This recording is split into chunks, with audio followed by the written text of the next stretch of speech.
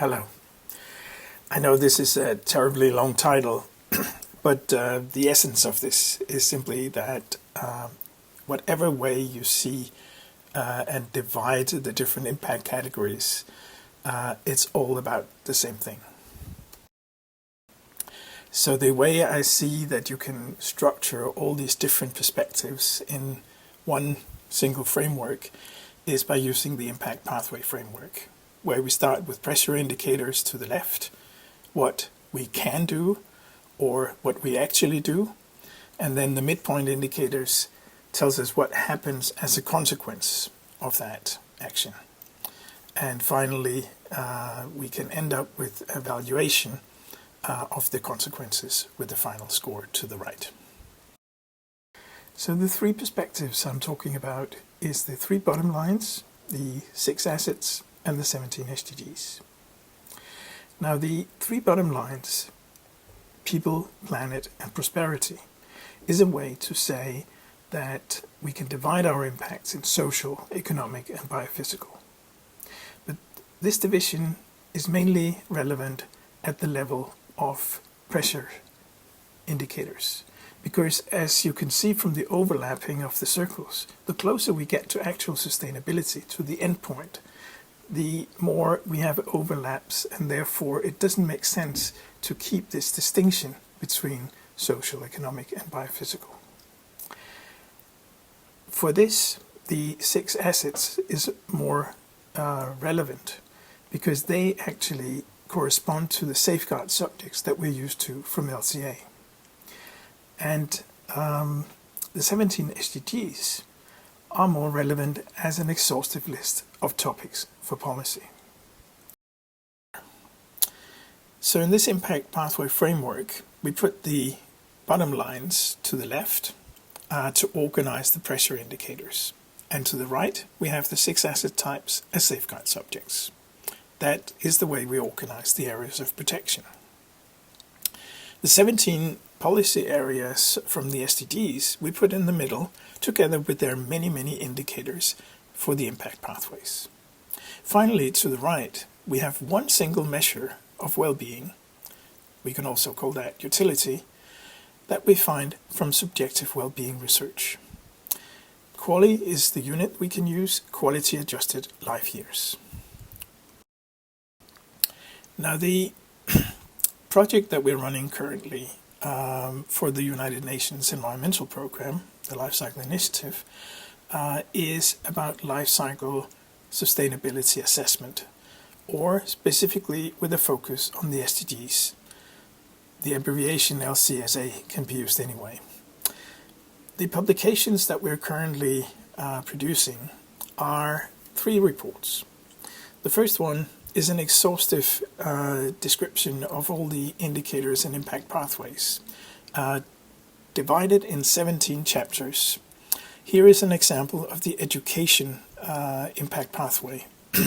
The boxes represent indicators. The arrows within letters represent characterization factors that combine between 2 boxes. The red indicators listed here are the official SDG indicators, so you can see where they fit into the overall framework. The second publication is a data collection guideline following the triple bottom line.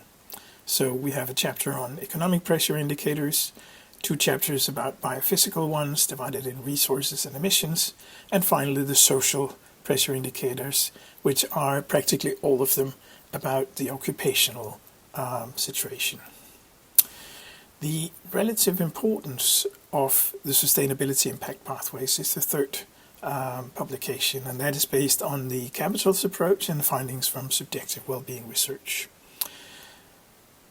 I will come back more on the next slide into exactly how we use some of the findings from subjective well-being. First of all, it's interesting to note that there is a trade-off between leisure and work. We always decide how much we want to work in order to create things that we can then enjoy. But it's also joyful to go to work, and that is what's called the intrinsic activity benefit of work. So both leisure and work can give us intrinsic activity benefits, but only work gives us additionally something that is created in terms of value added to the products or services.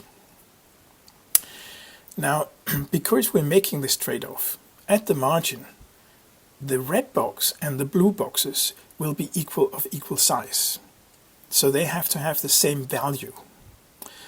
And if we then say that we call the whole thing for Q, so the three boxes together, the green boxes to the right, we call Q, then half of that must be in the box on leisure, and the other half must be shared between the other two boxes.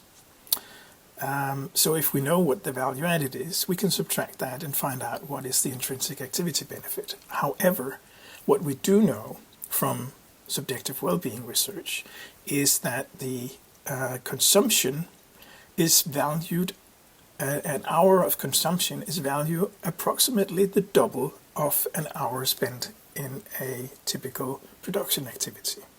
So on average, we have the relationship 2 to 1. And because we know that relationship, and we know the sum has to be 1, then we can actually say that the value added is 1/4 of the total. That gives us a way to translate between QALYs and money, because value added is expressed in money, the total is expressed in QALYs. So a QALY is about 4 times the value added, or you could say the GDP. Now, that allows us also to measure the different impacts on the impacts that we currently cause on our different areas of protection. Here I've put it in a table just like we're used to for life cycle assessment areas of protection, dividing in the different capital aspects on the columns, and on the rows you see at the bottom the instrumental values of the capital or resource aspect, and the intrinsic value in the middle, so the things that we're enjoying for final consumption. Now, the amount of QALYs that we're currently losing because of different impacts is mainly actually things that has to do with social capabilities and social networks, human capabilities and social networks. So this tells us how important it is to include social LCA in our work.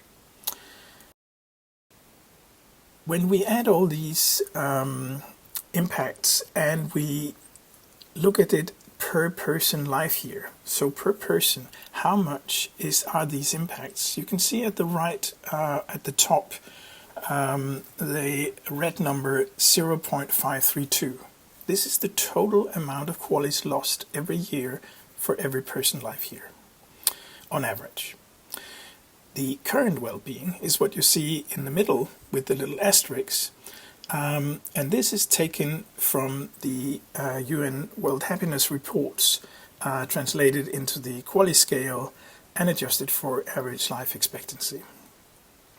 So this, if you add the impacts at the top and the current well-being in the middle, you get a value in the bottom of 0.961. Actually very close to the one ideal, you could say, maximum possible happiness where everybody is happy all the time, which is of course not attainable in practice. But nevertheless, actually, if we actually did something about all the impacts we know about, we could actually remove nearly all the things that currently causes hardship one way or the other. We can also organize these indicators in these 17 topic chapters to avoid overlaps and gaps as much as possible. The impact pathways that are shared between the SDGs are treated only once under the most relevant topic. As an example, here you can see the list of indicators from the official SDGs for poverty, the topic SDG 1, And the different indicators, some of them are really treated under topic chapter 1, poverty, but others are actually more relevant for, say, topic 5, which is discrimination and unequal opportunities, or chapter 8, which is about work environment and work conditions, or, as you can see at the very bottom lines, things that has to do with disasters come under chapter 16. So in this way, we're trying to avoid overlapping between the different impact pathways in our description, so that we have a comprehensive and consistent capture of all the impacts of all 17 SDGs. Putting this in terms of numbers again, here we can see the million QALYs per chapter topic for 2019. You have to the left under nutrition, then chapter 3 on health, chapter 4 on education. Then we have the very big one, number 5, that is discrimination and inequality, or rather unequal opportunity. That is really causing nearly 1/4 of the total impact on QALYs. Then we have chapter 8 here. The big one is about work environment and working conditions. And then we have the 16 about violence and disasters. So these are some of the real big impacts categories. You will be missing chapter 1, and that is because currently we have not found a way to divide that impact on poverty from those impacts that are currently listed under unequal opportunities, chapter 5, chapter 8 on working conditions and working environment, and finally chapter 9 on infrastructure. So currently the poverty is kept separate from those with the numbers not specified here to avoid double counting. You also see that chapter 12 is missing, and that is because chapter 12 is actually about everything. It's about consumption and production, and everything in this world is either production and consumption. So it's actually just the sum of all the other columns here. So the total of the 4 million, or rather 4 billion QALYs per year. These can also be organized in terms of the 6 asset types, so that for each column here, for each impact pathway chapter, for each column you can see what is actually going into this in terms of more detailed impacts and what area of protection does it relate to. The project is currently midway. The framework has been developed as part of the project called Linking the UN Sustainable Development Goals to the Life Cycle Impact Pathway Framework. This project is funded by the 2.0 LCSA SDG Club and the UNEP Life Cycle Initiative. Currently we're testing this framework in case studies with business partners, and there is actually right now an option to join the second round of testing at half price. That is €6,000. We're currently revising the quantitative social footprint screening method that I've presented on earlier conferences to align with the new findings. And the next steps are to further decompose the impacts with country-level data and finalizing the impact pathway descriptions, so the indicators and the characterization factors, so we can have the final publications of the project. I'm open for questions. Thank you.